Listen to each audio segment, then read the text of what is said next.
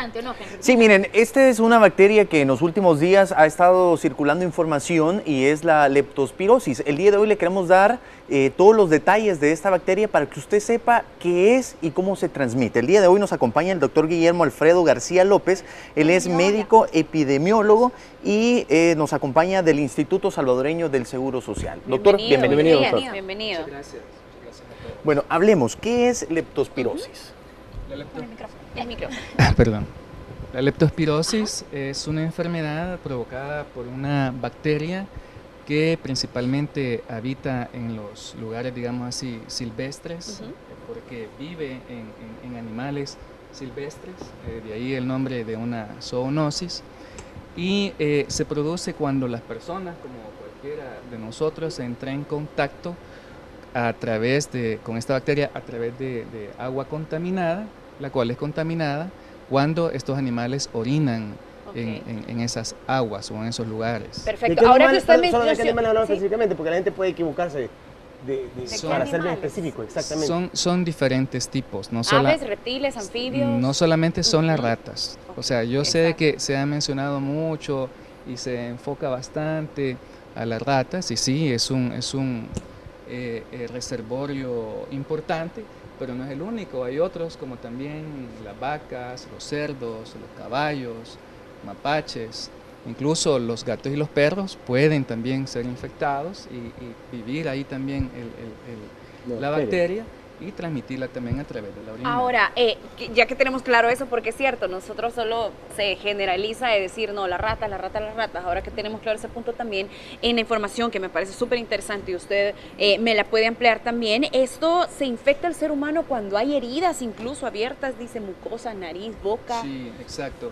Cuando el humano entra en contacto con algún líquido, fluido, ya sea de animal o de alguien enfermo, el contacto entra a través de los ojos, la mucosa ocular, la mucosa nasal, la mucosa oral, o como usted lo mencionó, a través de heridas abiertas, ahí la bacteria ingresa y es capaz de producir la enfermedad. Doctor, pero estamos hablando de una enfermedad transmitida de un animal hacia un humano. Sí. ¿Es posible transmitirla de humano a humano cuando ya está...? Es bien raro, es muy raro. Por eso el mecanismo de transmisión más importante en el que nosotros nos centramos es en el de animal a humano a través de ese mecanismo de aguas contaminadas o alimentos contaminados por orina de estos animales que llevan en su cuerpo esta bacteria. ¿Cuáles Doctor, serían importante los también, síntomas también? Sí, y sobre todo, además de destacar cuáles son los síntomas, porque parecen confundirse con otros padecimientos, cómo diagnosticarla efectivamente y cuánto tiempo después de que el cuerpo humano entró en contacto con la bacteria hacemos la reacción de la bacteria en sí, de toda la enfermedad. Perdón. La enfermedad clínicamente se caracteriza, bueno, vamos a hablar de cómo el clínico, el médico llega a esa sospecha diagnóstica. Primero, tiene una persona que presenta principalmente fiebre, dolor de cabeza, dolor de cuerpo, y de este dolor de cuerpo mayormente fuerte en las pantorrillas. Puede haber también una conjuntivitis, pero es una sufusión conjuntival sin producción de pus, no es como la conjuntivitis que normalmente vemos, como la conjuntivitis bacteriana, sino que los ojos bien rojos. Entonces, en ese contexto, se le pregunta a la persona si ha estado en contacto o ha visitado o ha ido, por ejemplo, a nadar a lagos, ríos. Los agricultores están súper exactamente, o trabaja en un ambiente de humedad, por ejemplo, un arrozal, o donde puedan haber roedores como las ratas, por ejemplo, un cañal. Entonces, en ese contexto de antecedente epidemiológico más el clínico, se llega a la sospecha de la leptospirosis. La sospecha no es suficiente para decir está enfermo de esta bacteria, tiene que confirmar la enfermedad y para eso hay pruebas específicas. Estas pruebas específicas se realizan en el Laboratorio Nacional Max Bloch, que es nuestro laboratorio nacional de referencia, y se llama aglutinación indirecta, que es la prueba de oro para realizar este diagnóstico. Hay otras pruebas, pero tienen mucha menos sensibilidad y mucha menos especificidad. Incluso, si, para poder realizar el diagnóstico es necesario hacer 2 pruebas. La primera prueba se toma al momento que se realiza la sospecha y se vuelve a tomar 2 semanas después una segunda prueba para confirmar incremento de titulación de anticuerpos en relación a la primera. Hablando de esto, creo que hay que prevenirnos en algunas cosas. ¿Cuánto tiempo pasa en el ambiente esta bacteria? Porque digamos una rata o cualquier animal puede orinar cerca de un manto acuífero, digamos, o donde nosotros tenemos guardada el agua, la consumimos, pero digamos, ¿cuánto tiempo vive esta bacteria en el agua que nos vamos a tomar o ya queda infectada? No, la bacteria permanece durante incluso... Acérquese el micrófono. La bacteria permanece en el ambiente hasta varios meses, después de haber sido excretada a través principalmente de la orina por el animal portador. Y ahora en la reacción en el cuerpo, la manifestación puede ser de 2 a 26 días, ¿será algo que tenía o no? Sí, no, eso va en relación a la pregunta que ella me hacía del periodo de incubación, le llamamos nosotros. Cuando entra la persona en contacto con la bacteria y esta bacteria infecta al ser humano, pueden pasar entre 5 días y 2 semanas para la aparición de síntomas, pero incluso puede ser tan largo como hasta un mes el periodo de incubación. Entonces, por eso las personas que hayan ido como les decía al principio, ¿verdad? A nadar, al campo, exactamente.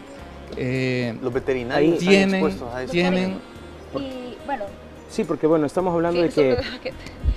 estamos hablando de lo del campo, pero también, bueno, en la zona urbana, en las ciudades también obviamente existen ratas, pero ¿cómo podríamos nosotros prevenir de alguna manera? No sé si se puede. latas, hablaban de... se hablaba de latas, de Cajitas, cajas, de todo lo que uno tiene en su hogar.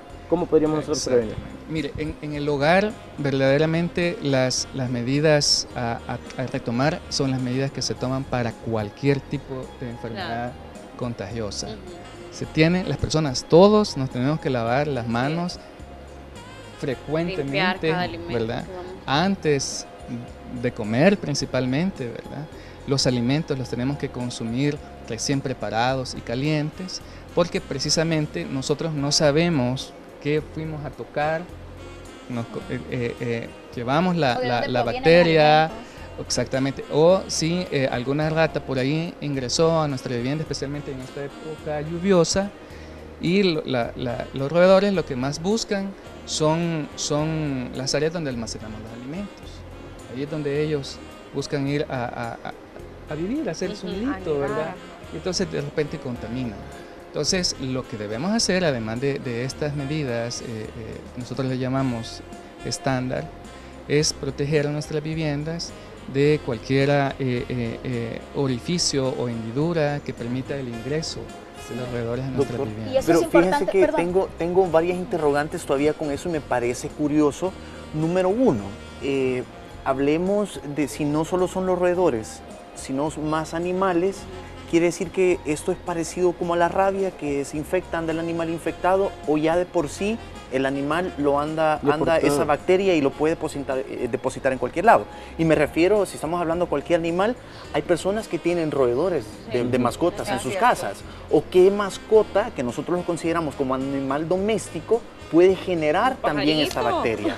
Es completamente diferente el tema de la rabia al tema de la leptospirosis. Lo único que se parecen es que es una zoonosis, pero de ahí la forma de transmisión es completamente distinta.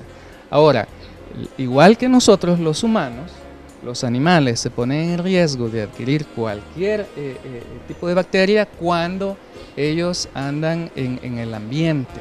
Entonces, por eso nuestras mascotas no las dejamos salir, las cuidamos en casa, porque nos cuidamos de que otro animal no nos lo vaya a contagiar, o que vaya nuestro animalito vaya a tomar agua de un charco donde llegó alguna rata y entonces se enfermó y luego se da el mismo proceso y empieza a excretar nuestra mascotita a través de la orina. O sea que nos podemos infectar por nuestra mascota también en la casa. Sí, sí, sí. Mire, doctor, ya que mencioné mascotas, Sí, porque me llamó la porque atención anda lo un de mes. los gatos y perros. Ahora, en el área alguien también mencionó aquí sobre los veterinarios. que están expuestos o no.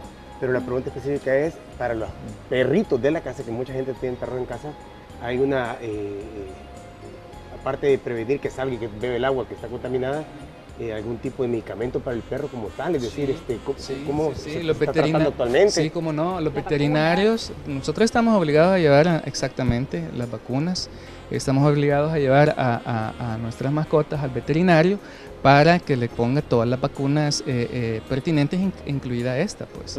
Esta está descrita en la literatura y está disponible. Doctor, si de alguna manera a una persona es diagnosticada y es confirmado su diagnóstico con leptospirosis, ¿cuál es el tratamiento que debería llevar?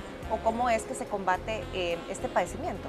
Una vez hecho el diagnóstico de la enfermedad, el tratamiento específico es con antibióticos. Pero nosotros lo que tenemos que dejar bien claro a la comunidad es que no intentemos automedicarnos nunca, ¿verdad? El tratamiento con antibióticos tiene su dosis específica y no funciona de una manera, y también hay diferentes tipos de grupos. Por ejemplo, una embarazada no le va a dar este antibiótico, le va a dar otro. Y así, por eso el médico, exactamente, los niños también no son las mismas dosis, por lo tanto, tenemos que llegar a pedir ayuda al médico y el médico va a ser el encargado de definir qué tipo y qué dosis de antibiótico le va a recetar al paciente en el que le ha confirmado este diagnóstico. Doctor, no sé si podríamos repetir la manera de prevención. Estamos hablando de todas aquellas personas que también en esta época tienen muchas cosas guardadas, que en la bodega, que el árbol de Navidad, puede ser inundaciones, que tienen las pelotitas y las cajas. Si tú reconoces cuando está comida por ratas, por ejemplo, a sacar todo eso se ha dicho. Exactamente. Cualquier área. Es que yo quiero que también dejemos bien claro que la prevención de esta enfermedad y de la mayor parte de enfermedades infecciosas es la limpieza y el saneamiento en casa y alrededor de la casa. En las gavetas. Para el caso de la leptospirosis, lo que ella menciona, las ratas dejan rastros donde han estado. Sí, saben. Se da cuenta en uno porque han defecado, han orinado, se han comido algún papel o alguna madera. Y entonces esas cosas que nosotros identificamos como contaminadas, eliminarlas, ya no se diga si son alimentos, por supuesto. Doctor, y hablando de alimentos, solo quiero hacer una pregunta porque esto es de un rumor que yo me pude dar cuenta que la gente se alarmaba por esto. Entonces decían que el agua no servía a hervirla porque no eliminaba el virus. ¿Es esto correcto o no? Se lo digo porque lo vi fuerte. A nosotros nos gusta que los expertos, los especialistas nos digan, porque nosotros nos vamos a una red social y encontramos maravillas o cosas completamente falsas. Entonces, ¿esto es cierto o falso? Sí, no, la bacteria es una espiroqueta, tiene la forma de una espiral. Imagínense la espiral de un cuaderno, por ejemplo, y es completamente sensible a las altas temperaturas. Entonces, como cualquier forma de control del agua, hervir el agua sigue siendo también mandatorio, es una muy cosa... bien, muchísimas gracias. Sí. Y bueno, la recomendación para los hijos, ¿verdad? Cuando se vayan al colegio también a limpiar bien los alimentos, que es importante. Muchísimas gracias. Muchas gracias, un placer. doctor. Continuamos con Hola El Salvador. Y ser limpios.